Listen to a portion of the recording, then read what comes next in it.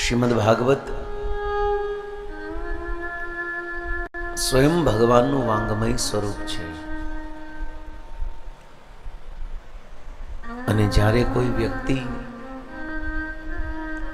ભગવાનના પાવન ચરિત્રને શ્રવણ કરે છે તો એમનું મન, એમનું હૃદય પવિત્ર થાય છે.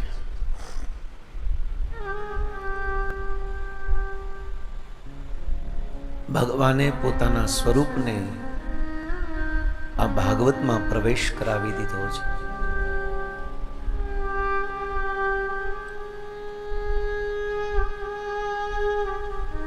અને એવા ભાગવતને આપણે શ્રવણ કરી રહ્યા છીએ.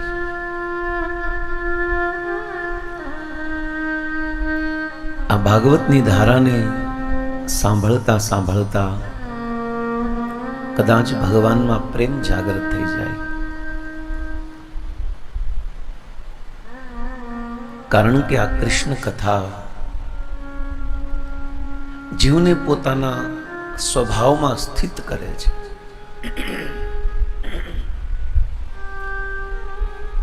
શીલ પ્રભુપાદજી કહે છે કે જીવ જ્યારે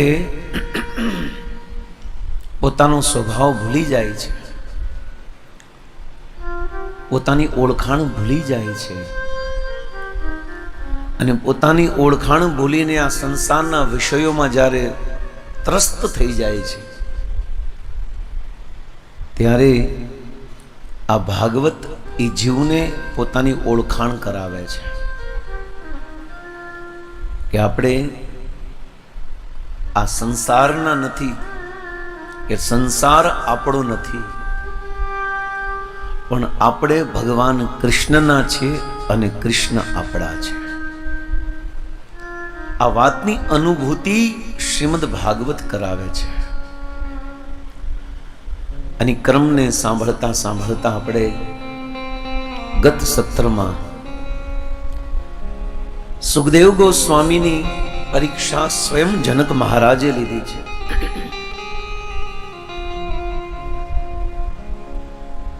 અને સુખદેવજીને ભાગવત કથા કરવા માટે પ્રમાણિત કર્યા છે. અને પછી સુખદેવજીએ પરીક્ષિત મહારાજને કથા સંભળાવવા માટે ગંગાના તટ ઉપર જાય છે. અને જ્યારે ગંગાના તટ ઉપર જાય છે ત્યારે પરીક્ષિત મહારાજ અને અનેક દેશોમાંથી આવેલા બધા જ સંતો, મહંતો, રાજાઓ, રાજર્ષિઓ, મહાત્માઓ, વેદાંતીઓ, ધ્યાનીઓ, પંડિતો, આ બધા જ સુખદેવજીના દર્શન કરે છે. અને સુખદેવજીને વ્યાસાસન આપે છે. પરીક્ષિત મહારાજ સુખદેવજીને પ્રશ્ન પૂછે છે કે હે શુક, મરણ શૈયા ઉપર પડેલા વ્યક્તિએ શું કરવું જોઈએ? જે જીવ બસ મરવાનો છે અથવા મરી રહ્યો છે અથવા મરશે, ત્રણેય કાળના લોકો માટે પરીક્ષિત મહારાજે પ્રશ્ન પૂછ્યો છે. અને એના ઉત્તરમાં સુખદેવજી જવાબ આપે છે, યશ્ય વૈ શ્રૂયમાણાયા કૃષ્ણ પરમ પુરુષે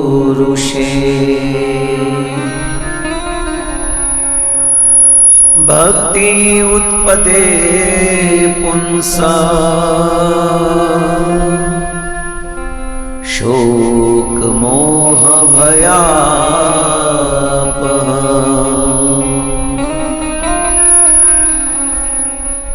હે પરીક્ષિત,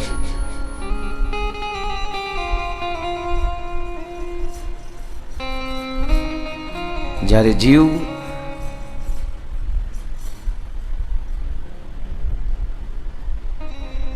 ને મુક્ત કરવા હોય તો એક જ ઉપાય છે કે ભગવાન કૃષ્ણની કથા સાંભળે. યસ્ય વૈ શ્રુણ્યમાણાયામ કૃષ્ણ પરમ પુરુષે. અને ભગવાનની કથા સાંભળવાથી ભક્તિ ઉદ્ભતે, ભક્તિનો જન્મ થશે. અને ભક્તિનો જન્મ થતા જ જીવને પોતાની વાસ્તવિક સ્થિતિ સમજાશે કે હું આ સંસારનો ને માયાનો દાસ નથી, હું તો દ્વારકાધીશ ભગવાન કૃષ્ણનો દાસ છું. અને જ્યારે પોતાની ઓળખાણ ખબર પડશે ત્યારે જીવ ભગવાનની ભક્તિમાં સ્વાભાવિક લાગી જશે અને ધીરે ધીરે ધીરે એના જીવનના શોક, મોહ અને ભય નષ્ટ થઈ જશે. આ જગતમાં ભૂતકાળનો શોક છે, વર્તમાનનો મોહ અને ભવિષ્યનો ભય આ હરેક જીવને સતાવે છે. જૂનું યાદ કરી કરીને શોકમગ્ન થઈને સળગી રહ્યો છે. વર્તમાનમાં એકબીજાનું જોઈને હરીફાઈમાં મોહિત થઈ રહ્યો છે અને ભવિષ્યમાં મારી પાસે બધું છીનવાઈ જશે, લઈ લેશે, આનો ભય હર જીવને સતાવી રહ્યો છે. અગર આમાંથી મુક્ત થવું હોય तो सुत जी सोनक जी ने कहे छे एक ही उपाय है कि वो भगवान कृष्ण की कथा को सुन ले बस.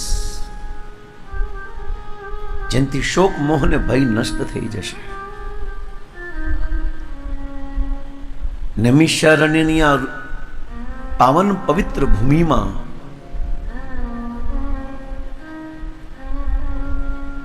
સોનક આદિ 88,000 ઋષિ મુનિઓ સુતજીને પ્રશ્ન પૂછે છે, હે સુતજી, પરીક્ષિત મહારાજને શ્રાપ શા માટે લાગ્યો છે?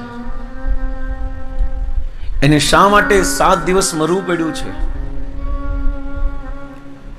અને શા માટે બધું છોડીને એ ગંગાના તટ ઉપર ભગવાનની કથા સાંભળવા માટે બેઠા છે? શું કારણ છે? સુતજીએ બહુ સુંદર ઉત્તર આપે છે કે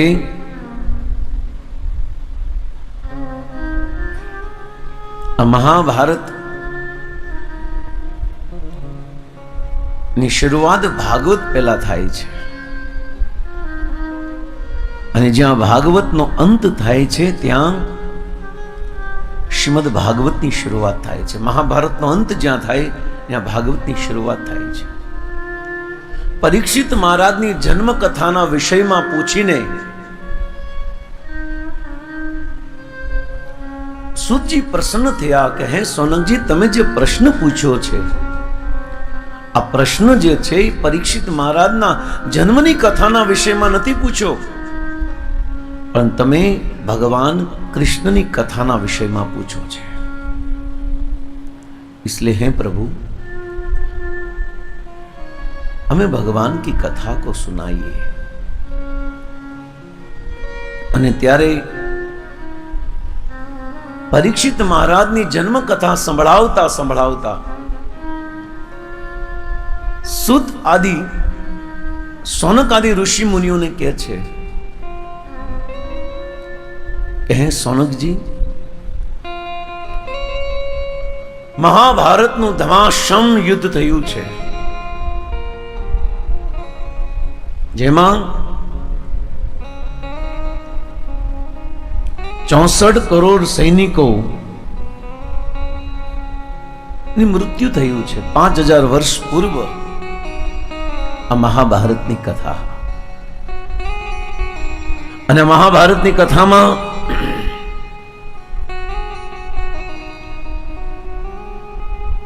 અઢાર દિવસના યુદ્ધમાં અનેક લોકોની મૃત્યુ થઈ છે. વિશ્વ ઇતિહાસમાં 2 મોટા યુદ્ધ થયા છે. એક દેવાસુર સંગ્રામ અને બીજું મહાભારતનું યુદ્ધ. આ બંને યુદ્ધ બહુ મહત્વપૂર્ણ થયા છે જગત કરતા. બંધ કરો. અહીંયા ધ્યાન રાખજો.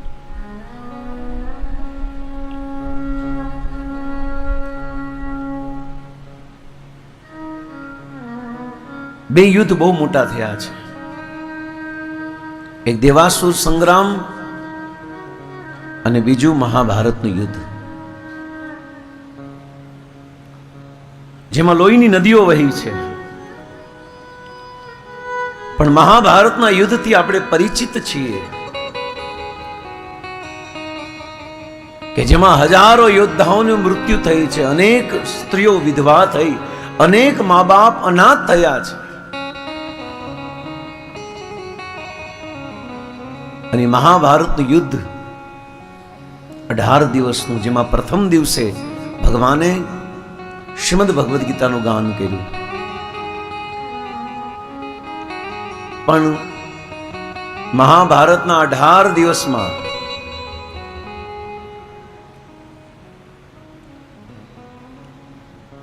કૌરવ પક્ષમાંથી ખાલી 3 લોકો જીવતા હતા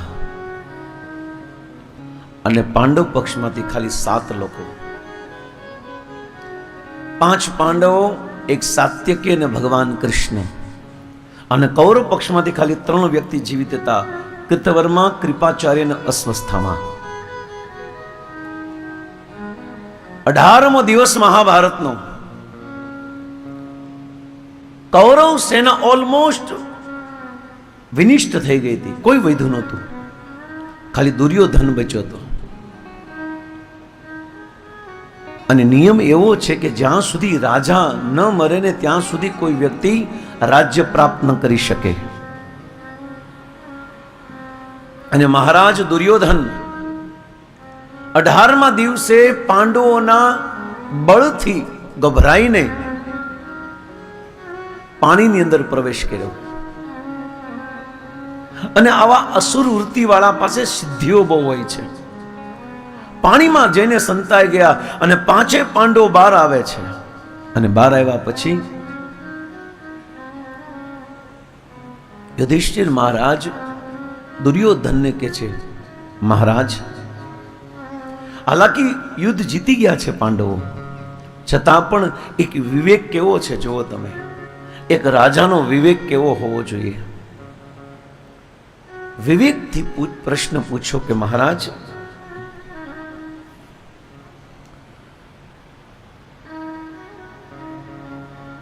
તમે બહાર આવો અને યુદ્ધ કરો, કારણ કે જ્યાં સુધી તમે મૃત્યુ નહીં પામો ત્યાં સુધી કોઈ રાજા નહીં બને.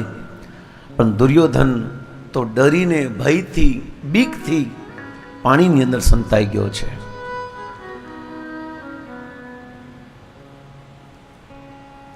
અને યુધિષ્ઠિર મહારાજે આ સમાજના લોકોને બહુ સારી શિક્ષા આપી કે પોતાની વિધવતા અને પોતાની સત્યનિષ્ઠતા ક્યારે નષ્ટ ન થવી જોઈએ. અને યુધિષ્ઠિર મહારાજે અંતિમ સમયે એક ઓફર આપી દુર્યોધનને, હે દુર્યોધન, તું બહાર આવ અને બહાર આવ્યા પછી મારા 5 માંથી કોઈ પણ એક વ્યક્તિ સાથે યુદ્ધ કરજે. અને જો આ 5 માંથી કોઈ પણ એકને હરાવી દઈશ ને તો રાજ્ય તારું. વિચારો તો ખરા, એટલી નમ્રતા ક્યાં લેવા જાવી આપણે, જેણે આખું જીવન હેરાન કર્યા છે જે કૌરવોએ. અને આજે કૌરવોને મારીને એ હસ્તિનાપુરના રાજા થવાનો એક શુભ અવસર. છતાં પણ જુઓ તમે, યુધિષ્ઠિર મહારાજની નમ્રતા જો કેવી છે, યુધિષ્ઠિર મહારાજના ગુણ કેવા હજી પણ અવસર આપે છે. અને એવો અવસર આપે છે કે 100% અગર દુર્યોધન એવું નક્કી કરે ને કે મારે સહદેવ કે નકુલ સાથે યુદ્ધ કરવું છે, દુર્યોધનનું હૃદય પરિવર્તન થઈ ગયું. દુર્યોધને વિચાર્યું કે સહદેવ નકુલ સાથે નહીં લડું, કારણ કે હજી છોકરાઓ છે. યુધિષ્ઠિર મોટો ભાઈ છે ને મોટા ભાઈ સાથે, મોટા ભાઈ પાસે આશીર્વાદ લેવાય, ઝઘડો ન કરાય. અર્જુન તો મારી સામે શું અર્જુનની તેવડ છે યુદ્ધ કરવાની, પણ હા મારા લેવલમાં કોઈ હોય તો એ કોણ છે? ભીમ. આ બુદ્ધિ ભગવાન આપે. જ્યારે આપણે સાચા પથ ઉપર જશું ને, સત્યના પથ ઉપર જશું ને, સાચા માર્ગે ચાલશું ને તો ભગવાન બધા જ રસ્તા કરી નાખે છે. અને દુર્યોધન ની અંદર એવી બુદ્ધિ આવી, ભગવાન એવું સુજાડ્યું કે ભીમ સાથે યુદ્ધ કરવાનું નક્કી કર્યું. અને દુર્યોધન બહાર આવીને બંનેનું ધમાસમ યુદ્ધ થઈ રહ્યું છે. પણ દુઃખની વાત એ છે કે દુર્યોધન મરતો નથી. દુર્યોધન ઉપર અતિ પ્રહાર કરવામાં આવે છે, છતાં પણ દુર્યોધનની મૃત્યુ નથી થતી. અને આજુબાજુ બધા જ લોકો આ યુદ્ધ જોવા માટે ઉપસ્થિત થઈ ગયા. ભગવાન કૃષ્ણ ભી વહાં પર ઉપસ્થિત થે. અને જ્યારે ભગવાનને જોવે છે ને આ બાજુ દુર્યોધનને મારતા મારતા ભીમ થાકી ગયો. એ કે હવે આ મળતો કેમ નથી? અને વારંવાર પાછળ જોવે છે, વારંવાર પાછળ જોવે છે. ભગવાનની સામે જોવે છે કે પ્રભુ કંઈક કરો. જીવનમાં આપણે એમ લાગે છે ને કે આપણે હારી જશું, આપણે બહુ મહેનત કરીએ છીએ છતાં પણ મળતું નથી ને, એ વ્યક્તિ હંમેશા ભગવાન કૃષ્ણ તરફ જોવાની જરૂર છે. બહુ પ્રયાસ કરો, બહુ પ્રયાસ કરો ને આપણે એમ લાગે કે ના ના આ આપણીથી આમ ક્લિયર થતું નથી, કઈ હુસતું નથી, આ કોકડું હકેલાતું નથી, આ ઘૂંસું ઉકેલતી નથી. આવું જ્યારે બહુ પ્રયાસ કરવા છતાં પણ ન થાય ને ત્યારે વ્યક્તિએ પાછો વળીને દ્વારકાધીશ સામે જોવું જોઈએ. અને જ્યારે વ્યક્તિ દ્વારકાધીશ સામે જોવે છે ને તો દ્વારકાધીશની કરુણાથી, ભગવાન કૃષ્ણની કૃપાથી એના જીવનની બધી સમસ્યાનું સમાધાન ભગવાન કૃષ્ણ કરી નાખે છે. એટલે ક્યારેક આપને એમ લાગે કે હવે આપણા હાથમાંથી બાજી વહી ગઈ છે, આપણા હાથમાં કંઈ જ નથી, ત્યારે વ્યક્તિએ હંમેશા ભગવાનના શરણાગતિ રહેવું જોઈએ. ભગવાનની સામે પ્રભુ કંઈક ઉપાય આપો, અને ભગવાન ઉપાય આપશે. ભગવાન કૃષ્ણે ઈશારો કર્યો કે જાંઘ ઉપર, સાથળ ઉપર પ્રહાર કરો. બલરામજી ઉભા હતા. મોટા ભાઈ કીધું કૃષ્ણ આ ખોટું કરે છે, આ ધર્મ છે, આ નીતિ નથી, આ કપટ છે. અને ત્યારે ભગવાન કૃષ્ણે મોટા ભાઈ બલરામજીને કીધું કે જ્યારે